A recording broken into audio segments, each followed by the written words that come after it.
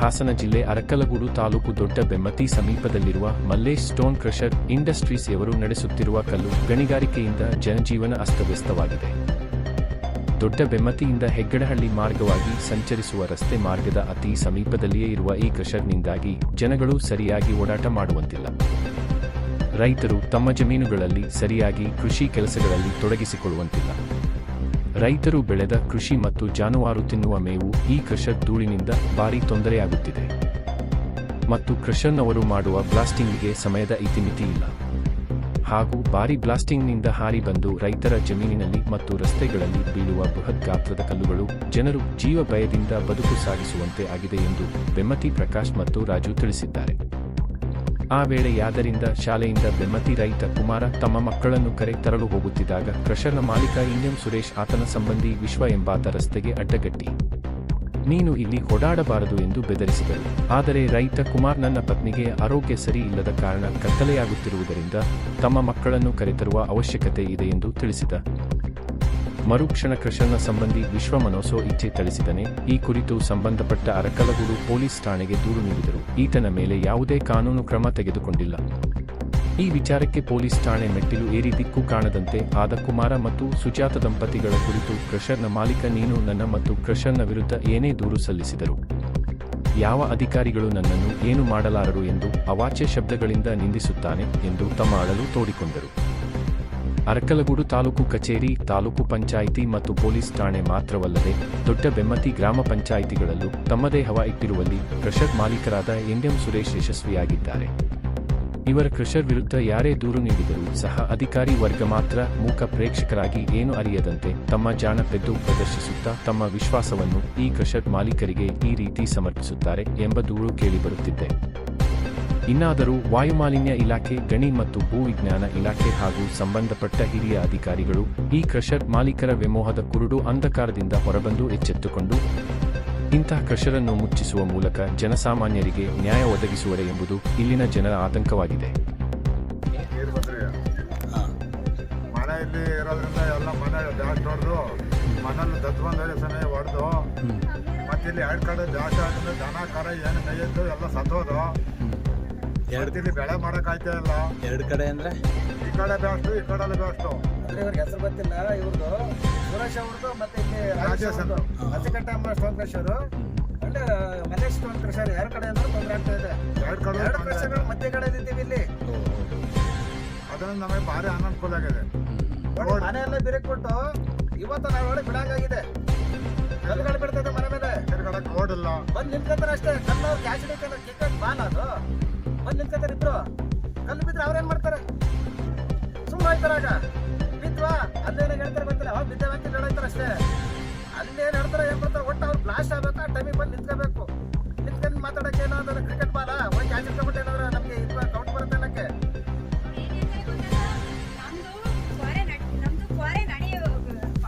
Blast ಮಾಡೋ ಟೈಮಲ್ಲಿ ಅವ್ರವ್ರ ಜಮೀನ್ ಹತ್ರ ಅವ್ರವ್ರ ಮನೆಗಳ ಹತ್ರ ಇಲ್ಲಿಗೆ ಹುಡುಗರನ್ನ ಕೊಡ್ತೀನಿ ಅಂತ ಹೇಳ್ತಾರೆ. ಅವರು ಅವತ್ತ ಮೀಡಿಯಾ ಹತ್ರ ಮಾತಾಡುವಾಗ ನಾವು ಕಂಪ್ಲೇಂಟ್ ಕೊಡುವಾಗ ಬರ್ತಾವಿಲ್ಲ ಅಂತ ನೋಡೋದು. ಕ್ಯಾಚ್ ಹಿಡಿಯಕಾಯ್ತದ ಅದನ್ನ ಎಲ್ಲೆಲ್ಲಿ ಸ್ಪಾಟಿಗೆ ಹೋಯ್ತೆ ತಂದ್ಕೊಂಡು ಆಯಾ ಜಾಗದಲ್ಲಿ ನಮ್ಮ ಕಡೆ ಹುಡುಗರನ್ನ ಇಬ್ಬಿಬ್ರನ್ನ ಕಳಿಸ್ತೀನಿ, ಸ್ಪಾಟಿಗೆ ಕಳಿಸ್ತೀನಿ ಅಂತ ಸುರೇಶ್ ಅವ್ರು ಹೇಳ್ತಾರೆ. ಅದರಿಂದ ಪ್ರಯೋಜನ ಅಂದ್ರೆ ನಮ್ಮ ಹೊಲದ ಹತ್ರ ಕಳಿಸ್ತೀನಿ ಅಂತ. ಅದೇ ಪ್ರಯೋಜನ ಏನು ಅಂತ ಅವರೇ ಹೇಳ್ಬೇಕು. ಅವರು ದೊಡ್ಡ ವ್ಯಕ್ತಿ ಅಲ್ವಾ. ಕಳಿಸಿದ ಮೇಲೆ ಏನು ಪ್ರಯೋಜನ ಆಗ್ತಿದೆ? ಈಗ ನಮ್ಮ ಹತ್ರ 2 ಜನ ಬರ್ತಾರೆ, ಕಲ್ಲು ಬಿಡ್ತಾವೆ, ಗೊತ್ತು ಅವ್ರಿಗೆಲ್ಲ ಗೊತ್ತು. ಅದ್ರಿಂದ ಏನು ನಮಗೆ ಪ್ರಯೋಜನ ಏನ್ ಮಾಡುತ್ತೆ? ಅದರಿಂದ ಏನು ಬಗೆಹರಿಸ್ತಾರೆ? ಪ್ರಾಬ್ಲಮ್ ಏನು ಬಗೆಹರಿಸ್ತಾರೆ ಅಂತ ಗೊತ್ತಿಲ್ಲ. 23 ವರ್ಷದಿಂದ ಕಳಿಸ್ತಾನೆ ಇದ್ದಾರೆ. ಬಗೆಹರಿಸಿದ್ದು ಯಾವುದೂ ಇಲ್ಲ. ತಿರುಗಾಡಕ್ಕೆ ರೋಡ್ನೇ ಬಿಡ್ಕೊಡ್ತಾ ಇಲ್ಲ. ಒಂಚೂರು ಹಂಗೆ ರೈತ ನೋಡಿ ಸರ್ ಅಲ್ಲಿ ಕಾಣಿಸ್ತದೆ ಅವ್ರ ಪ್ರೆಷರ್ ಮಾಡ್ತಾರೆ, ಬ್ಲಾಸ್ಟ್ ಮಾಡ್ತಾರೆ. ಬಟ್ಟೆ ಇದೆ. ಈಗ ನಿಮ್ಗೆ ಇದರಿಂದ ಏನಾಗಬೇಕು ಸರ್? ನಮಗೆ ಇಲ್ಲಿ ಕ್ರಷರ್ಗಳು ನಡಿಬಾರ್ದು. ನಮ್ಗೆ ಓಡಾಡಕ್ಕೆ ರೋಡ್ ಆಗಬೇಕು, ಕುಡಿಯಕ್ಕೆ ಒಳ್ಳೆ ನೀರು ಹಾಕ್ಬೇಕು, ನಮ್ಗೆ ಮೂಲಭೂತ ಸೌಕರ್ಯ ಬೇಕು ಸರ್. ಇಲ್ಲಿ ರೈತರಿಗೆ ನಮ್ಗಿಂತ ಏನು ಬೆಳೆ ನಾವು ಹಾಕಿದ ಬಂಡವಾಳ ನಾವು ತೆಗಿಯಕಾಯ್ತಲ್ಲ ಅಂತ ಹೇಳ್ತಲ್ಲ. ಕುದುರಾಗುತ್ತೆ ಕುಡಿಯೋ ನೀರು. ಈಗ ಅಸ್ತಮ ಕಾಯಿಲೆ ಇವ್ರಿಗೆಲ್ಲ ರೋಗಗಳು. ಇವ್ರ ಮೇಲೆ ಒಂದ್ಸರಿ ಕಲ್ಲು ಬಿತ್ತು. ನಾನು ಬೇರೆ ಕಡೆ ಎಲ್ಲ ಕೆಲ್ಸಕ್ಕೆ ಹೋಗಿದ್ದೆ. ಕಲ್ಲು ಬಿದ್ದಾಗ ಹೇಳಲಿಲ್ಲ ಇವರು.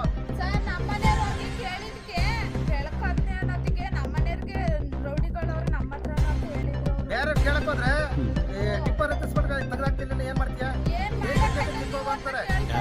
ಇವರ ಸುರೇಶ್ ಅವರು ಟಿಪ್ಪರ್ ಹತ್ತಿಸ್ತಾನೆ ಏನ್ ಮಾಡ್ತೀಯ? ಹಂಗಾರೆ ಏನ್ ಕಿತ್ಕೊಳಕೈತೆ ಹೋಗಿ ಕಿತ್ಕೊಳ್ಳಿ. ಆಮೇಲೆ ಲಾಸ್ಟಿಗೆ ಒಂದು ಮಾತು ಹೇಳಿದ್ರು, ಇಷ್ಟೆಲ್ಲ ಹೋರಾಡಿದ್ರಲ್ಲ ನನ್ನ ಹತ್ರ ಏನ್ ಕಿತ್ಕೊಳಕಾಯ್ತದೆ ಅಂತ ಕೇಳಿದ್ರು. ಅಮಾಸೆ ಹುಣ್ಣಿಮೆ ಬಂತು ಅಂದ್ರೆ ಸಾಕು ಸರ್ ಇಲ್ಲಿ ಬರೀ ಆ ಮಾಟ ಮಂತ್ರ ಇದೇ ಮಾಡೋದು ಅಷ್ಟೇ. ಜಮೀನಿಗೆಲ್ಲ ಅದೇ ಕುಡಿಕೆ ಮಡಿಕೆಗಳು ಇರ್ತವೆ. ಸುರೇಶ್ ಅವರು ಆ ನಿಂಬೆ ಹಣ್ಣು, ಆ ಮಡಿಕೆ ಕುಡಿಕೆ ಬೊಂಬೆಗಳು ಅವು ಇವು ತಂದು ಹೊಡಿಯೋದು, ಅಲ್ಲಿ ಹಾಕೋದು. ಮಲಗಿದ್ದ ಟೈಮಲ್ಲಿ ಎಷ್ಟು ಮಾಡಿದ್ರೆ ಅಂತ ಗೊತ್ತಿಲ್ಲ, ಕಣ್ಣಾಡಿ ನೋಡಿದ್ದೀನಿ ನಾನು. ಸಿಗಾರ ಒಳಗೆಲ್ಲ ಮಾಡೋಗಿರ್ತಾರೆ. ಅಂದ್ರೆ ಈ ಬಿಸ್ನೆಸ್ ಜೊತೆಗೆ ವಾಮಾಚಾರ ಬಿಸ್ನೆಸ್ ಮಾಡ್ತಾವ್ರ ಅವರು. ಅಮಾಸೆ ಹುಣ್ಣಿಮೆ ಬಂತು ಅಂದ್ರೆ ಯಾರು ಬೇಕಾದ್ರೂ ಬಂದು ನೋಡ್ಬೋದು. ವಾಮಾಚಾರನು ಮಾಡ್ತಾರ ಅವರು. ವಾಮಾಚಾರದಲ್ಲೂ ಪ್ರಸಿದ್ಧವಾಗಿದ್ದಾರೆ ಅವರು. ಪ್ರತಿಯೊಂದು ವಾಮಾಚಾರನು ಮಾಡ್ತಾರೆ. ಎಲ್ಲಿ ನೋಡಿದ್ರು ಬರೀ ತೆಂಗಿನಕಾಯಿ ಕಸ ಬರೀ ಇದೆ. ಪ್ರತಿಯೊಂದು ಇದೆ. ನಾವು ಕೂಡ ದೇವಸ್ಥಾನ ಪಾಲ್ ಆಗ್ಬೇಕು ಆ ತರ ಸ್ಟೇಜ್ ಆಗೈತಿ. ಪ್ರತಿಯೊಂದು ಸಮಸ್ಯೆಗಳು ಅವರಿಂದನೇ ಆಯ್ತಿರೋದಿಲ್ಲ. ಈ ಕಡೆ ಬಂದ್ರೆ ರಾಜೇಶಿಂದ ನೋಡಿಲ್ಲ, ಪಕ್ಕದಲ್ಲೇ ಇದೆ ಕ್ರಷರ್, ಮನೆಯಿಂದ ಎಲ್ಲನೇ ಇದೆ. ರಾಜೇಶ್ ಅವ್ರ ಜೊತೆ ಮಾತಾಡಿಲ್ವಾ? ರಾಜೇಶ್ ಅವ್ರ ಜೊತೆ ಮಾತಾಡಿಲ್ಲ. ನಾವು ಅಲ್ಲಿ ನೇರನಗರದಲ್ಲಿ ಅಲ್ಲೂ ಅವ್ರ ಜೊತೆ ಸೇರ್ಕೊಂಡು ಹೋರಾಟ ಮಾಡ್ತಾ ಇದ್ದೀವಿ. ಅದೇ ಮೊನ್ನೆ ನಮ್ಮ MLA ಸಾಹೇಬ್ರು ಬಂದು ಮಾತಾಡಿದ್ರಲ್ಲ, ಅದೇ ಹೋರಾಟದಲ್ಲಿ ನಾವು ಪಾಲ್ಗೊಂಡಿದ್ದೀವಿ. ಈ ಕಡೆ ಆಗಿ ಯಾರು ಧ್ವನಿ ಎತ್ತಕ್ಕೆ ಕೊಡಲ್ಲ. ಬೇರೆ ಏನಾದ್ರು ಧ್ವನಿ ಎತ್ತಕ್ಕೆ ಬಂದ್ರೆ ಯಾವ ಟೈಮಲ್ಲಾದ್ರೂ ಏನಾರು ಮಾಡ್ತಾರೆ ಅನ್ನೋ ಭಯ ಅಂತಲೂ ಬದುಕ್ತಾ ಇದ್ರೆ ಇಲ್ಲಿ ಜನಗಳು. ಭಯ ಓಡಿಸೋದು. ಎಷ್ಟೋ ಜನ ಹೋರಾಟಕ್ಕೆ ಗೊತ್ತಾಯಿಲ್ಲ. ಯಾಕೆಂದ್ರೆ ಅವ್ರಿಗೆ ಭಯ ಉಂಟಾಯ್ತೆ. ಏನ್ ಮಾಡಾಕ್ತಾರೋ ಅವ್ರು ಬಿಡ್ತೀನಿ, ಜನ ಬಿಡ್ತೀನಿ, ಏನ್ ಮಾಡ್ತಾರೆ ಟಿಪ್ಪರ್ ಹತ್ತಿಸ್ತೀನಿ. ಹೋಮಾಚಾರದಿಂದಲೇ ಇಷ್ಟೆಲ್ಲ ಭಯ ಭಕ್ತಿ ಹುಟ್ಟಿರೋರೆ ಅದೇ ವಾಮಾಚಾರ ಸರ್. ಯಾವಾಗ ನೋಡಿದ್ರು ಅಮಾಸೆ ಹುಣ್ಣಿಮೆ ಬಂತಂದ್ರೆ ಬರೀ ವಾಮಾಚಾರ ದೀಪ ಹಚ್ಚೋದು. ಬೇಕಾದ್ರೆ ಎದುರಿಸ್ಬೋದು. ಹೋಮಾಚಾರ ಬರೀ ಯಾವಾಗ ನೋಡಿದ್ರು ಅದೇ. ಏನ್ ಮಾಡಕ್ಕಾಗುತ್ತೆ? ಅಮಾಸೆ ಹುಣ್ಣಿಮೆ ಬಂದು ನಾನಿಲ್ಲ ಅಂದ್ರೆ ನೀವು ಯಾವಾಗಾದ್ರೂ ನೀವಾದ್ರೂ ಬಂದು ನೋಡ್ಬೋದು ಸೀಕ್ರೆಟ್ ಆಗಿ. ಅಮಾಸೆ ಹುಣ್ಣಿಮೆ ಬಂತು ಅಂದ್ರೆ ವಾಮಾಚಾರದಲ್ಲಿ ಪ್ರಸಿದ್ಧವಾಗಿದ್ದಾರೆ ಅವರು. ಶ್ರೀಗಂಧ, ಅರ್ಕ್ಲೆಸ್ಸು, ಟೀಕು ಎಲ್ಲ ಇದ್ದು ಸರ್ ಇದರಲ್ಲಿ. ನೀಲಗಿರಿನೂ ನೀಲಗಿರಿನೂ ಇದ್ದು ಸರ್. ಅರಣ್ಯ ಇಲಾಖೆಯವ್ರು ಕರ್ಕೋಗಿಲ್ಲ. ಅಲ್ಲ ಇವ್ರು ಎಲ್ಲ ಕಡ್ದವ್ರೆ ಅವ್ರು ಕೇಳಿಲ್ಲ. ಕೇಳಲೇ ಇಲ್ಲ ಅವರು. ನಾನೊಂದ್ಸತಿ ಮಾಡಿ ಸರ್ ಎಲ್ಲ ಸೀಜ್ ಮಾಡಿಸಿ ACDC ಎಲ್ಲ ಕರ್ಸಿದ್ದೆ. ಕರ್ಸಿದ್ದಾಗ ಬಂದು ಬ್ಲಾಸ್ಟ್ ಮಾಡಿಂಗ್ ಆಯ್ತೈತೆ ಅಂತ ಹೇಳಿದಾಗ AC ಅವ್ರು ಬಂದು ಭಾರಿ ಜೋರಾಗಿ ಮಾತಾಡಿದ್ರು. ಪಾಪ ಇಲ್ಲ ಅಂತ ನಾಳೆ ಬರ್ತೀನಿ ಬೆಳಿಗ್ಗೆ ಬ್ಲಾಸ್ಟ್ ಮಾಡಿ ಅಂದರು. ನಾಳೆ ಬೆಳಿಗ್ಗೆ ಬಂದಾಗ ಸ್ವಲ್ಪ ಬ್ಲಾಸ್ಟ್ ಹಾಕಿ ಒಂದು ಕಡೆ 2 ಕೂಲಿ ಡಮ್ ಅನ್ಸಿದ್ರು. ಎಲ್ಲಿ ಸೌಂಡ್ ಬರ್ತಿಲ್ಲ, ಅದೆಂಥದ್ದು ಮಿಷನ್ ಇಟ್ಕೊಂಡಿದ್ರು. ಆ ಮಿಷನಲ್ಲಿ ಸೌಂಡ್ ಬರಲಿಲ್ಲ. ಏನು ರೀತಿ ತೊಂದರೆ ಆಗೈತೆ ಅಂತ ಹೋದ್ರು ಸರ್. ಅವ್ರು ಬಂದಾಗ ಹಂಗೆ ಮಾಡೋದು ಅವ್ರು ಬಿಡಾರ ಅಂತದ್ದು.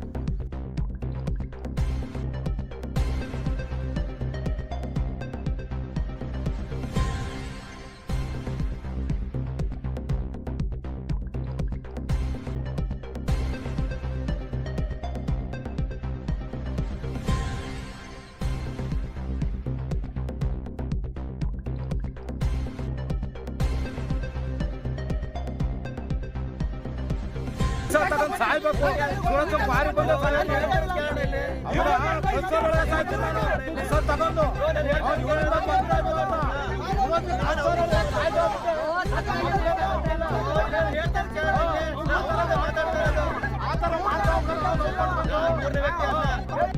ಜೀವ ಸಹಿತ ಊಟಕ್ಕೆ ನಿಂತವನೇ ಅವ್ರು.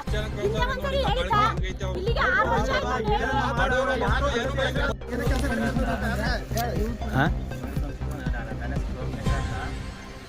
ಕ್ರಷರಿಂದ ಬಂದು ಇಲ್ಲಿ ಬಿದ್ದಿರೋದು. MM ಸುರೇಶ್ ಅವ್ರ ಕ್ರಷರ್ ಅಂತ ಹೇಳಿ MM ಸುರೇಶ್ ಕ್ರಷರಿಂದ ಬಂದು ಇಲ್ಲಿ ಕಲ್ಲು ಬಿದ್ದಿರೋದು ಬ್ಲಾಸ್ಟ್ ಆದಾಗ.